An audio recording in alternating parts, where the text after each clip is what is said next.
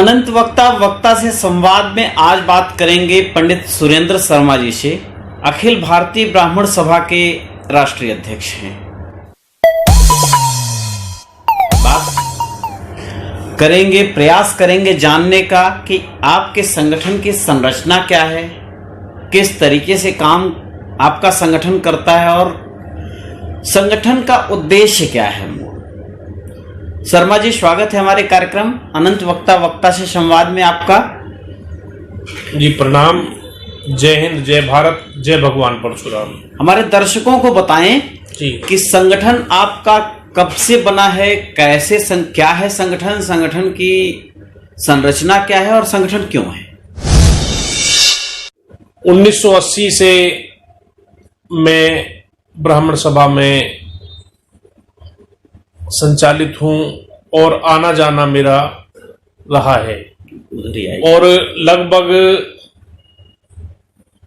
12 साल से अखिल भारतीय ब्राह्मण सभा के बैनर तले हमने समाज की उपयोगिता, समाज की सेवा और अपना जो सर्वस्व है वो समाज को समर्पित कर रखा है।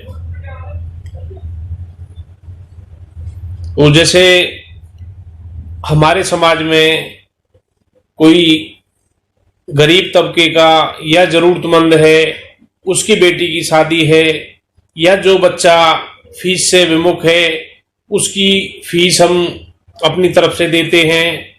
अब कई जैसे अब ये कोरोना काल चला, उसमें चाहे वो विचरने वाला जीव है या चलने वाला जीव है या मानव मात्र है, हमने अपने प्रयास से अमूमन सभी को भोजन सामग्री, कपड़े या उनको जरूरत की जो सामग्री थी वो देने का हमने प्रयास किया।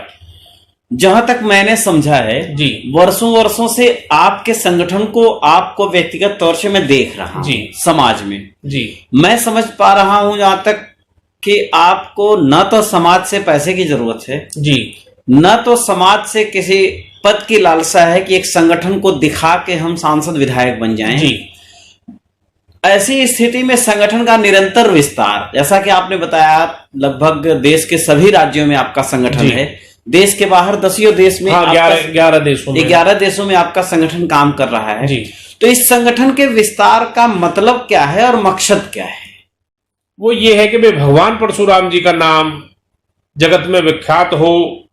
भगवान परशुराम भगवान विष्णु के छठे अवतार, उनका नाम एक इस तरह से लिया जाए कि भाई भगवान परशुराम भी हमारे इष्ट देव, हमारे परमात्मा, हमारे स्वरूप रहे हैं और आज भी वो चिरंजीवी अवतार में, सप्त चिरंजीवियों में शुमार हैं। वो हमारे मध्य में कहीं भी हो सकते हैं। तो मैं तो कहता हूं परमात्मा भगवान परशुराम जी का नाम मेरे हृदय में 1980 में एक बात आई थी। तालकटोरा स्टेडियम में कार्यक्रम चल रहा था, इंदिरा जी उसमें मुख्य अतिथि थी, हम उस टाइम युवा थे। तो वहां पे करीब करीब 15 आदमियों के नाम लिए गए, भाई ये दीप प्रज्वलन के लिए 15 आदमी आए। तो वहां पे टूट के पड़े करीब करीब 50 आदमी। तो कृपात्री जी महाराज ने कहा कि भाई आप भगवान परशुराम जी का स्मरण या ऐसे दीप प्रज्वलन या भावनात्मक काम क्या आप रूटीन में ऐसे ही करते हैं? तो सब लोग वहां पे बैठ गए। उन्होंने कहा भगवान विष्णु के जो मुनीम हुए नारद, भगवान श्री राम के मुनीम हुए हनुमान जी, भगवान श्री कृष्ण के मुनीम हुए उद्धव जी, क्या को मुनीम भगवान परशुराम जी का भी हुआ? तो सभा में अनंत जी सन्नाटा छा गया। हमने उस दिन से वो गांठ अपने दिल में मारी। भगवान परशुराम जी की चालीसा, भगवान परशुराम जी का पटका, सर्व समाज वो किसी जाति से है जाए, और भगवान परशुराम जी की जो एक टोपी है ब्राह्मण नाम की, वो हम सिर्फ ब्राह्मण को पहनाते हैं। तो यथावत वो आज भी हमारी जारी है। और एक चित्र शुरू में भगवान परशुराम जी का रेणुका धाम से हमने हिमाचल से लिया था।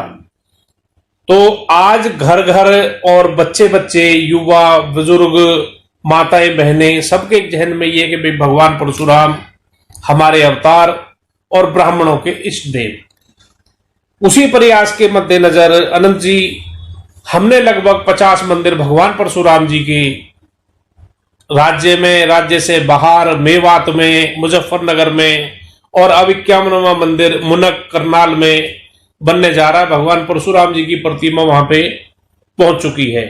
तो ये हमारे प्रयास रहे। फिर उसके बाद आती है सरकार की बातें।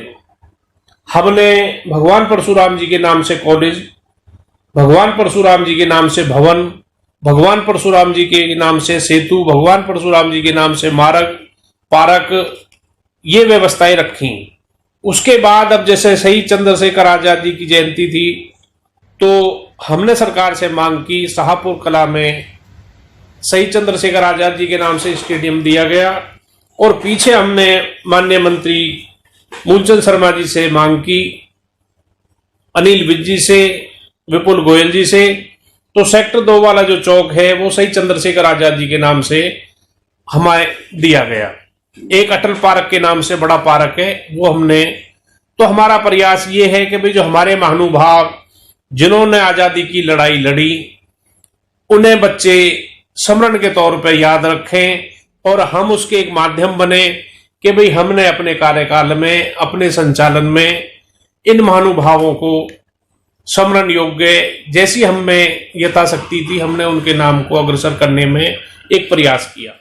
एक सवाल उठता है जी, उत्तर प्रदेश की बात अगर करें जी, तो खास करके सारी पार्टियों ने इस बीच में जो मुख्यमंत्री योगी आदित्यनाथ के ऊपर आरोप लगाया लोगों ने कि वो ब्राह्मण विरोधी हैं जी, और सारी पार्टियों ने अपने पत्ते खोलने शुरू किए कि हमारी, किसी ने कहा हमारी सत्ता आती है तो हम भगवान परशुराम की इतनी बड़ी मूर्ति बनवाएंगे, किसी ने कहा कि अगर हम सत्ता में आते हैं तो ब्राह्मण मुख्यमंत्री बनाएंगे, किसी ने कहा कि ब्राह्मण आइकॉन जो हैं उनकी जगह जगह प्रतिमा लगाएंगे हम।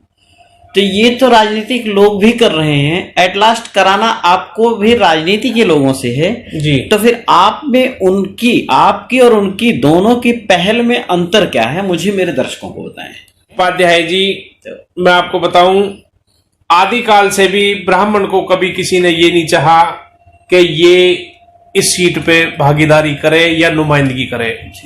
अभी मैं भी देख रहा था टीवी में विकास दुबे वाले मामले से कि भाई हम 108 फीट की प्रतिमा बनवाएंगे जी, और हम औषधालय बनवाएंगे, हम पुस्तकालय बनवाएंगे। इन नुमाइंदों ने क्या ये कहा कि भाई ब्राह्मणों एक होकर हमारे साथ रहो, हम तुम्हारा मुख्यमंत्री भी बनाएंगे। जो हमारा विरोध करता है वो कभी सत्ता में नहीं रहता। और रही बात हमारे अपनेपन की, जो वतन का नहीं वो किसी का नहीं। जो अगर बिरादरी से गद्दारी करेगा वो फिर बिरादरी का कैसे हो सकता है।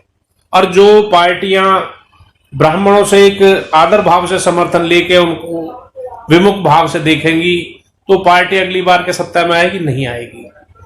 ताकत के लिए लत्ता और सरकार के लिए सत्ता, राक्षस की उत्पत्ति हुई तो भाई वो मरे कैसे, उसको वरदान था ब्रह्मा जी का।